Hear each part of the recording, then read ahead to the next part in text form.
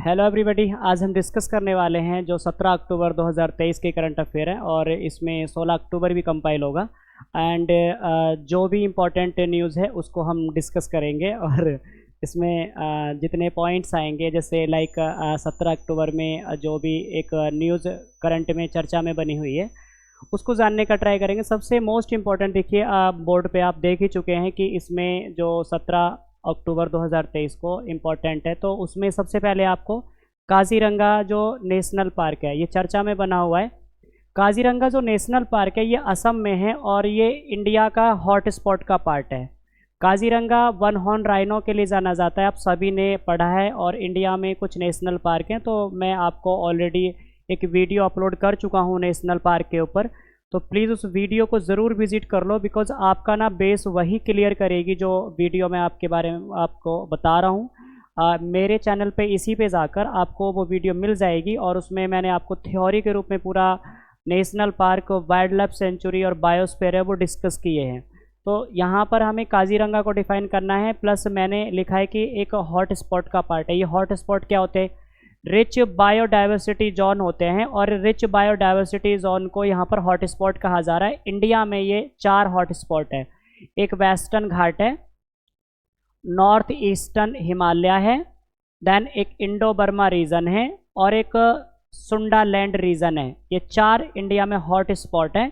मैं दोबारा से आपके सामने रिपीट कर देता हूँ। एक है जो वेस्टर्न घाट है, वेस्टर्न घाट है, और एक नॉर्थ ईस्ट हिमालय है, नॉर्थ ईस्ट हिमालय है, और एक है Indo Burma region, Indo Burma region, and एक है सुंडालैंड, सुंडालैंड। तो सबसे इंपॉर्टेंट देखिए ये है कि आप है ना 4 बस याद कर लेना कि इंडिया में 4 हॉट स्पॉट है और ये काजीरंगा भी एक हॉट स्पॉट का पार्ट है। इंडिया में 18 बायोस्फीयर हैं, मैंने आपको वीडियो में बताया है, बट आप थोड़ा सा इन पे नज़र रखें क्योंकि हर साल हर एग्ज़ाम में बायोस्फीयर से क्वेश्चन पूछे जाते हैं, जीआई टैग से क्वेश्चन पूछे जाते हैं, रामसर साइट से क्वेश्चन पूछे जाते हैं, देन यूनेस्को की साइट से क्वेश्चन पूछे जाते हैं। मैंने आपको लास्ट प्रीवियस क्लास में यूनेस्को की साइट के बारे में डिफाइन किया है। रामसर यहाँ पर क्या है, चर्चा में बनेगा। जो रामसर बहुत इंपॉर्टेंट साइट है, ये 2 फरवरी 1971 को एग्रीमेंट हुआ था ईरान के रामसर शहर में।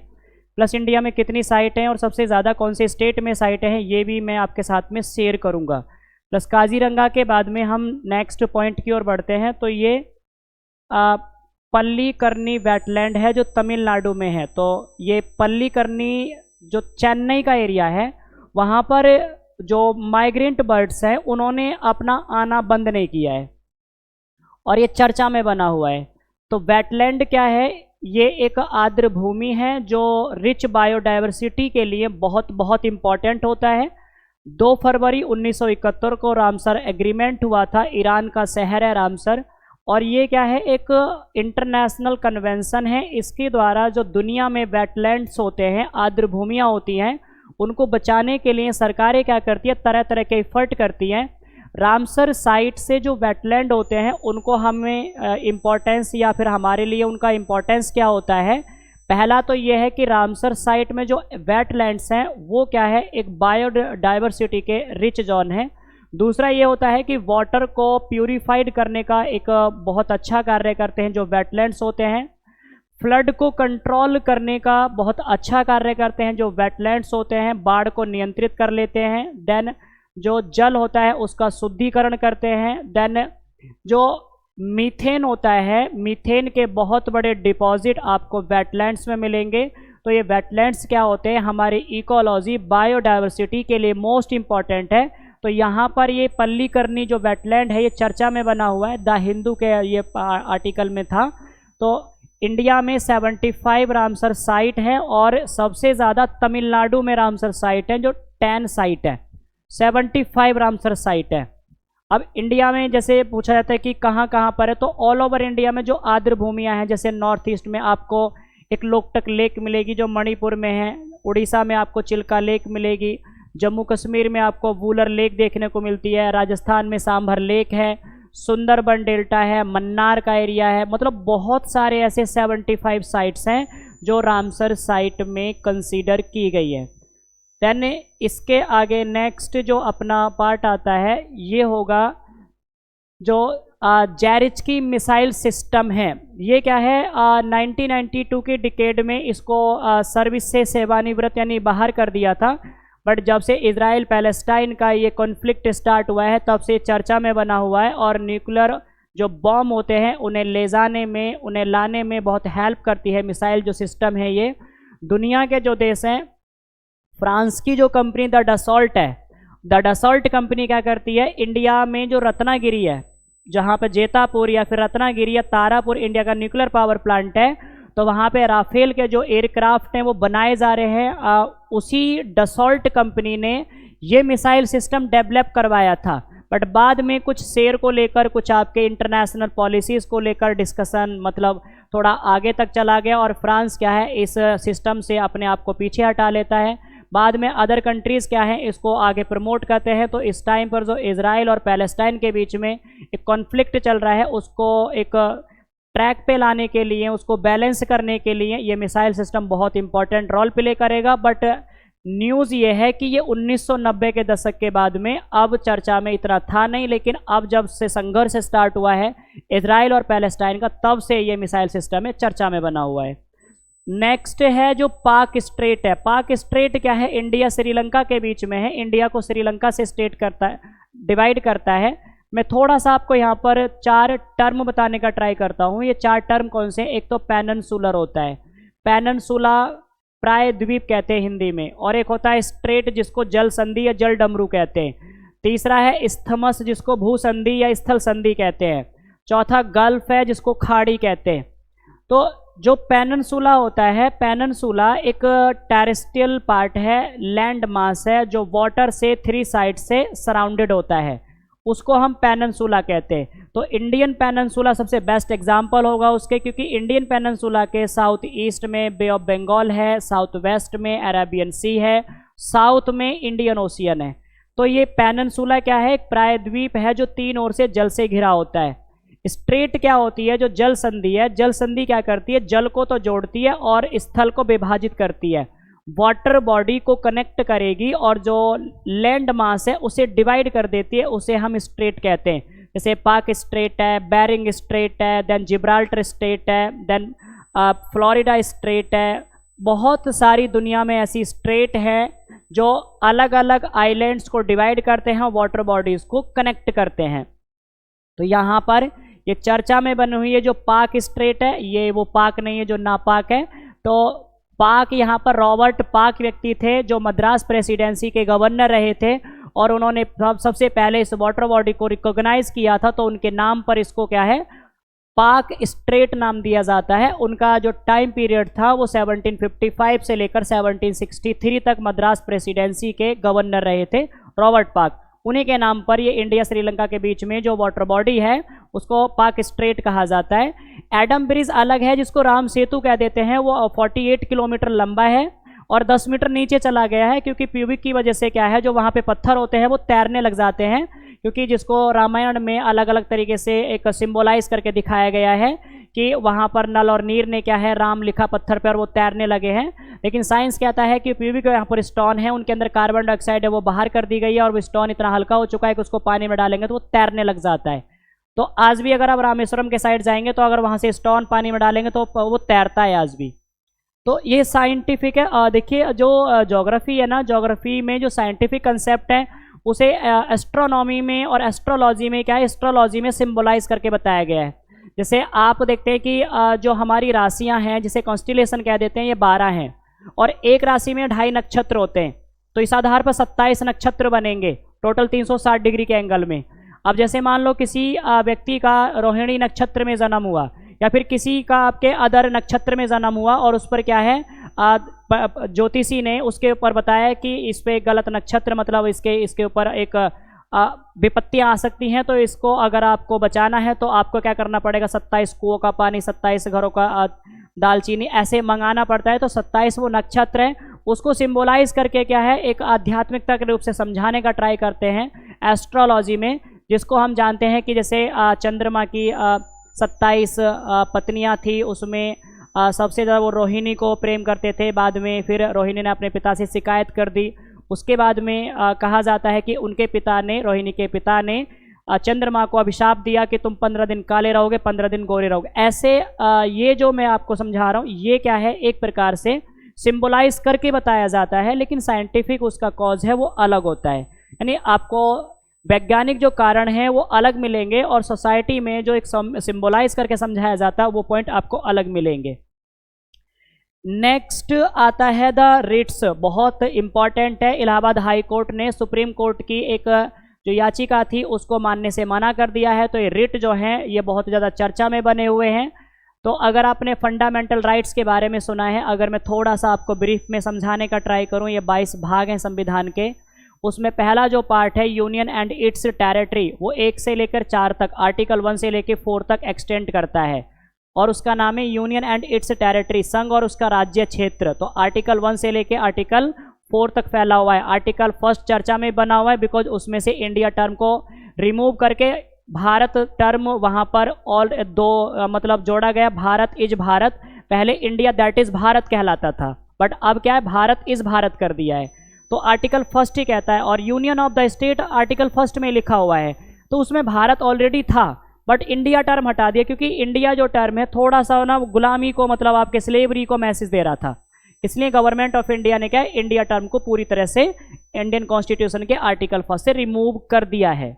उसके बाद में पार्ट 2 आता है, उसका नाम है सिटीजनशिप, नागरिकता। इंडिया में सिंगल सिटीजनशिप है और 5 तरीके से इंडिया में सिटीजन एक्वायर की जा सकती है और ये 5 to 11 एक्सटेंड करता है, 5 अनुच्छेद 5 से लेकर और 11 तक। फिर तीसरा आता है जो फंडामेंटल राइट्स हैं पार्ट 3 में, और 12 से लेकर 36 तक ये आपको फंडामेंटल राइट मिलेंगे। इसी में जो आर्टिकल 32 है, जिसे सोल ऑफ द कॉन्स्टिट्यूशन कहा डॉक्टर भीमराव अंबेडकर ने, उसी के थ्रू हमारे राइट्स को अगर कोई वायलेट करता है, कोई हमारे राइट का हनन करता है, तो हम सुप्रीम कोर्ट जा सकते हैं आर्टिकल 32 के थ्रू। अगर हमें हाई कोर्ट जाना होता है तो आर्टिकल 226 के थ्रू हम हाई कोर्ट जा सकते हैं। तो सुप्रीम कोर्ट के द्वारा या हाई कोर्ट के द्वारा अनुच्छेद 32 और 226 के तहत 5 रिट जारी की जाती हैं। उसमें पहली रिट है हैबियस कॉर्पस। ये लैटिन टर्म है जो मैं आपके सामने बोल रहा हूं। हैबियस कॉर्पस को हिंदी में कहते हैं बंदी प्रत्यक्षीकरण। बंदी प्रत्यक्षीकरण का मतलब ये है, जो आर्टिकल 22 है कॉन्स्टिट्यूशन ऑफ इंडिया का, उसमें ये लिखा हुआ है कि अगर कोई अक्यूज पर्सन अगर डिटेन किया गया है या अरेस्ट किया गया है, तो पुलिस की ड्यूटी बनती है कि उसको विद इन 24 आवर में कोर्ट के सामने प्रेजेंट किया जाए विद बॉडी।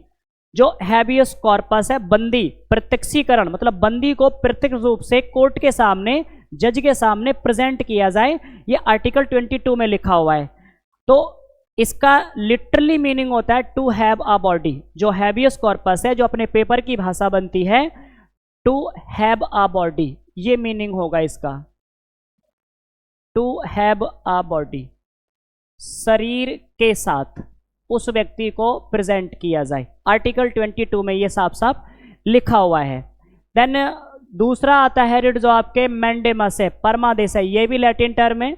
इसका मीनिंग ये है कि अगर कोई व्यक्ति अपनी ड्यूटी को अच्छे से परफॉर्म नहीं करता है, ईमानदारी से नहीं कर रहा है, उसमें दिक्कतें आ रही हैं, तो हाई कोर्ट, सुप्रीम कोर्ट ये रिट इश्यू करके उसको इंस्ट्रक्शन देते हैं, उसको कमांड करते हैं कि आप अपनी ड्यूटी को ईमानदारी से परफॉर्म कीजिए, नहीं तो हम एक्शन लेंगे। सुप्रीम कोर्ट या हाई कोर्ट कहता है मैंडेमस के थ्रू। तो मैंडेमस का लिटरली मीनिंग होता है टू कमांड, टू कमांड। ये मैंडेमस परमादेश, ये हमारा परमादेश है। नेक्स्ट प्रोहिबिशन, इसके लिए ना आप एक बेस्ट एग्जांपल ऐसे समझो कि जैसे prevention is better than cure, मतलब दवाई खाने से बेटर है परहेज कर लो, तो फिर तुम्हें क्योर की जरूरत नहीं पड़ेगी। तो पहले ना मैं आपको ये सरसरी समझा देता हूँ। उत्प्रेषण जो है, इसमें क्या होता है, जैसे मान लीजिए कोई केस है और लोअर कोर्ट में पेंडिंग में है, उस पे क्या तारीख पे तारीख कोर्ट देता जा रहा है, और जो एक्यूज है पर्सन वो परेशान हो गया कि कितनी तारीख पे तारीख मिलेंगी। वो चाहता है कि यहाँ पर ये जज से मेरा जो केस है वो हाई कोर्ट चला जाए।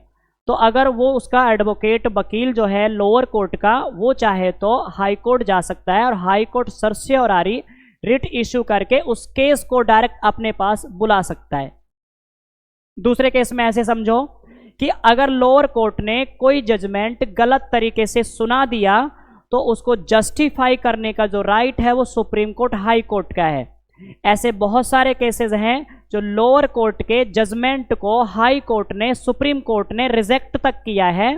तो अगर कोई केस बिगड़ चुका है उसको एक प्रकार से जस्टिफाई या सर्टिफाइड करने का जो काम है वो सुप्रीम कोर्ट हाई कोर्ट करता है, प्रोहिबिशन और सर्स्योरारी रिट इश्यू करके। तो अगर वो केस रोकना है कि जजमेंट गलत ना सुना दे तो रिट इशू हो जाएगी प्रोहिबिशन, और अगर जजमेंट गलत हो चुका है अब सुप्रीम कोर्ट हाई कोर्ट उस जजमेंट को जस्टिफाई करें, सर्टिफाइड करें कि सही है या गलत है, तो उसके लिए supreme court high court writ issue करेंगे सरसरी या सर्स्योरारी। तो इसका मीनिंग तो होता है टू फॉरबिड मना करना, और इसका मीनिंग होगा टू बी सर्टिफाइड।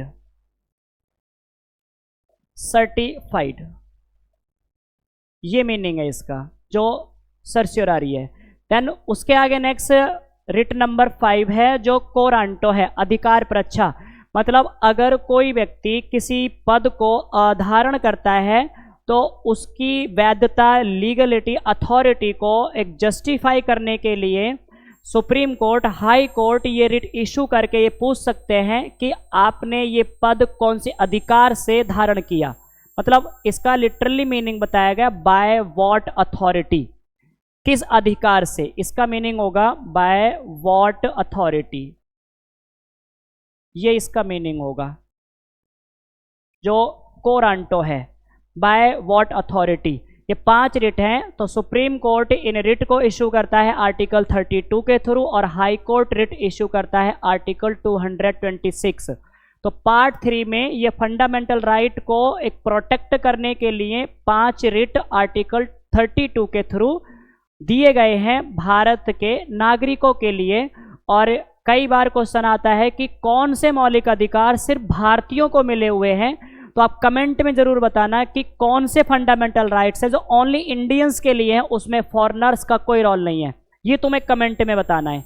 मैंने आपको यहाँ पर 5 रिटों के बारे में बताया, और इंडियन कॉन्स्टिट्यूशन हमें क्या करता है, 6 फंडामेंटल राइट है वो डिलीवर करता है। पहला है राइट टू इक्वलिटी, 14 से लेकर 18 तक फैला हुआ है, और दूसरा है राइट टू फ्रीडम जो 19 से लेकर 22 तक फैला हुआ है। तीसरा आता है राइट टू अगेंस्ट एक्सप्लॉयटेशन जो आर्टिकल 23 और 24 में एक्सटेंड करता है। और चौथा आता है right to freedom of religion, धर्म की स्वतंत्रता का अधिकार जो आर्टिकल 25 से लेकर 28 तक एक्सटेंड करता है। नेक्स्ट आता है कल्चरल एंड एजुकेशनल राइट है जो आर्टिकल 29 से लेकर 30 तक एक्सटेंड करता है। और लास्ट में आता है जो कॉन्स्टिट्यूशनल रेमेडीज हैं, संवैधानिक उपचारों का अधिकार है, ये आर्टिकल 32 में है जो अपना 6 फंडामेंटल राइट है। फिर 4th में जो डीपीएसपी जिसे directive principle of state policy कह देते हैं, आर्टिकल 36 से लेकर 51 तक इसका विस्तार देखा जाता है। इन्हें सोशियो इकोनॉमिक प्रिंसिपल भी कहते हैं, गांधीयन प्रिंसिपल भी कहते हैं, लिबरल प्रिंसिपल भी कह देते हैं।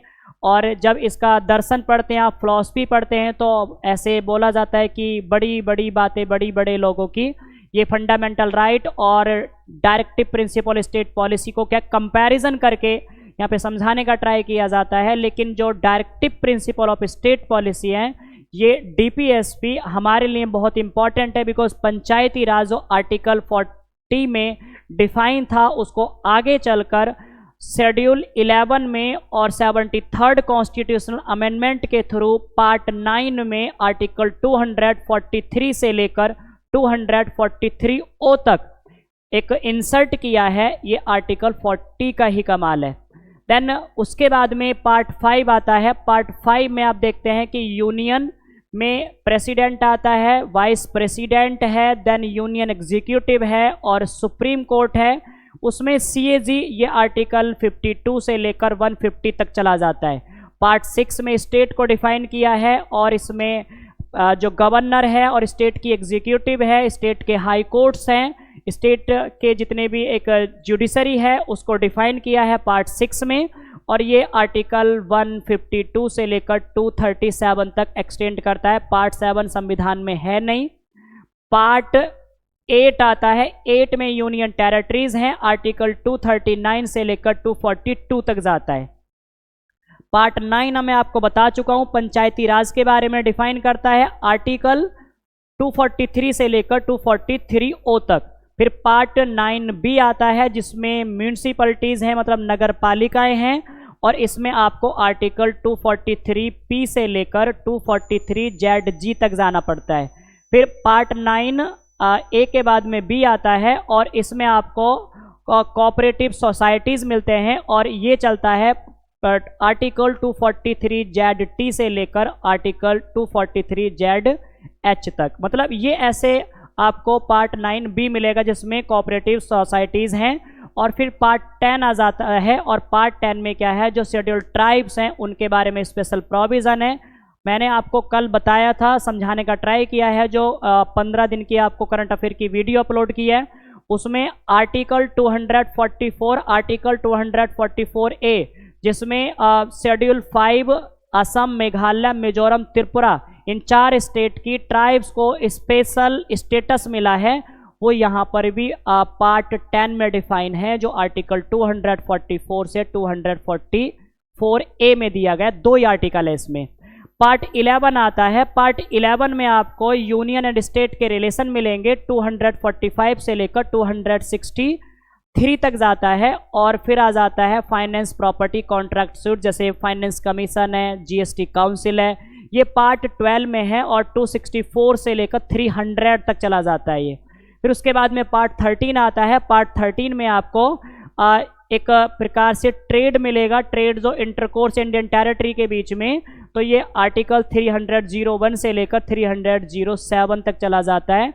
और 14 में आ जाता है service under state and union, article 308 से लेकर 323 तक जाता है ये। पार्ट 15 आता है। पार्ट 15 में इलेक्शन कमीशन को डिफाइन किया है, आर्टिकल 324 से लेकर 329 तक। और पार्ट 16 में आता है जो स्पेशल प्रोविज़न है सर्टेन क्लासेज, जिसमें एंग्लो इंडियन आएंगे, देन अदर बैकवर्ड क्लासेज आ जाएंगी, तो ये आर्टिकल 330 से स्टार्ट होता है, 342 तक जाता है। पार्ट 17 आता है जिसमें ऑफिशियल लैंग्वेज को डिफाइन किया है और ये स्टार्ट होता है 343 से लेकर 351 तक। और फिर 18 में आ जाता है जिसको हम कहते हैं इमरजेंसी प्रोविज़न है और आर्टिकल 352 से स्टार्ट होता है, 360 तक जाता है। और पार्ट 19 आता है जिसमें मिसलेनियस है, 361 से स्टार्ट होता है, 367 तक जाता है, 367 तक। पार्ट 20 आता है जिसमें इंडियन कॉन्स्टिट्यूशन का अमेंडमेंट के बारे में दिया गया, आर्टिकल 368A की अनुच्छेद है इसमें। पार्ट 21 आता है जिसमें आप देखते हैं कि जो इंडिया में टेम्परेरी ट्रांजिशनल स्पेशल प्रोविज़न देने की बात की गई है, नागालैंड को, सिक्किम को, जम्मू कश्मीर को, नॉर्थ ईस्टर्न स्टेट्स हैं, इसमें स्पेशल प्रोविज़न मिला है। उन एरियाज़ को ज़्यादा मिलता है जहाँ पर पर्वतीय क्षेत्र ज़्यादा होते हैं और उनका जो तट है वो किसी समुद्र से लगा हुआ हो। तो ये जो पार्ट 21 है, transitional temporary special provision, article 369 से स्टार्ट होता है, 392 तक जाता है। और पार्ट 22 है जिसमें शॉर्ट टाइटल और हिंदी के बारे में डिफाइन किया गया है, तो ये आर्टिकल 393 से स्टार्ट होता है, 395 तक फैला हुआ है। ये भारत के संविधान के 22 भाग थे जो मैंने आपके साथ में डिस्कस किए हैं। पॉइंट था अपना जो ये 5 रिट होती हैं और इन 5 रिटों को सुप्रीम कोर्ट तो जारी करता है आर्टिकल 32 के द्वारा और हाई कोर्ट जारी करता है 226 अनुच्छेद के द्वारा। उसके आगे नेक्स्ट जो अपना चर्चा बनता है इसमें सिनाई पेनिनसुला है। सिनाई पेनिनसुला आपको मिलेगा इजिप्ट के नॉर्थ में। सिनाई पेनिनसुला जो है इजिप्ट के नॉर्थ में मिलेगा और इसके नॉर्थ सिनाई पेनिनसुला के नॉर्थ में आपको मेडिटेरियन सी मिलता है, भूमध्य सागर मिलेगा। और इसके वेस्ट की ओर देखेंगे तो इजिप्ट है, लीबिया कंट्री है, और इसके ईस्ट की ओर देखेंगे तो इजराइल है, सऊदी अरेबिया है, जॉर्डन है, जैसे कंट्रीज आते हैं। तो सिनाई पेनिनसुला क्या है, चर्चा में बना हुआ है। और इसी सिनाई पेनिनसुला के थोड़ा सा ईस्ट में आपको मिलेगी स्वेज कैनल, और स्वेज कैनल के जस्ट माउथ पर आपको मिलेगा पोर्ट सईद, और इसी पोर्ट सईद से स्टार्ट होता है स्वेज कैनल, और स्वेज कैनल से हम एंट्री कर जाते हैं रेड सी में, रेड सी से बब अल मंडेब, बब अल मंडेब से gulf of Aden, gulf of Aden से अरेबियन सी, अरेबियन सी से इंडिया पहुंच जाते हैं। ये सी रूट है जो आपको मैंने डिफाइन किया है। लास्ट टाइम भी मैंने आपको समझाने का ट्राई किया था, मैपिंग बहुत ज़रूरी होती है। तो ये आज के जो मोस्ट इंपॉर्टेंट करंट अफेयर के आर्टिकल्स थे। नेक्स्ट वीडियो से मैं यहाँ पे एक क्वेश्चन भी क्रिएट करूँगा जो आपको हेल्प करें कि किस लेवल के क्वेश्चन बनेंगे। कंटेंट से काम ही नहीं चलता, क्वेश्चन भी क्रिएट करेंगे तो उसमें तुम्हें हेल्प मिलेगी बहुत ज़्यादा कि हाँ किस लेवल के क्वेश्चन बनते हैं और कैसे कैसे क्वेश्चन बनते हैं। तो प्रैक्टिस भी हो जाएगी आपकी और आपकी कंसिस्टेंसी बनी रहेगी। आज के लिए इतना ही, और अपनी पढ़ाई पे फोकस करते रहें, बाकी दुनियादारी चलती रहती है, चाहे तो आपके इजराइल पैलेस्टाइन का वॉर हो, या फिर जॉर्जिया अजरबैजान की लड़ाई हो, या फिर रसिया यूक्रेन का वॉर हो। आज के लिए इतना, सो थैंक यू।